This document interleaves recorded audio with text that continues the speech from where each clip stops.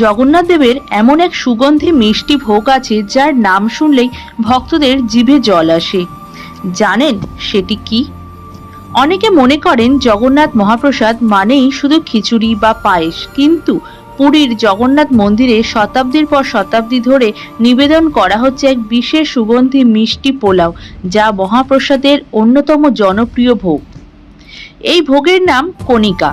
উৎকৃষ্ট চাল, ঘি, গুড় বা চিনি, কাজু কিশমিশ আর দারচিনি, এলাচ ও লবঙ্গের মতো সুগন্ধি মশলা দিয়ে এটি তৈরি করা হয়। ভগবান জগন্নাথের উদ্দেশ্যে নিবেদন করার পর এটি মহাপ্রসাদ হিসেবে ভক্তদের মধ্যে বিতরণ করা হয়। মিষ্টি স্বাদ, ঘির সমৃদ্ধ সুবাস এবং সুগন্ধি মশলার অনন্য মেলবন্ধন কণিকাকে জগন্নাথ মহাপ্রসাদের অন্যতম বিখ্যাত ভোগে পরিণত করেছে।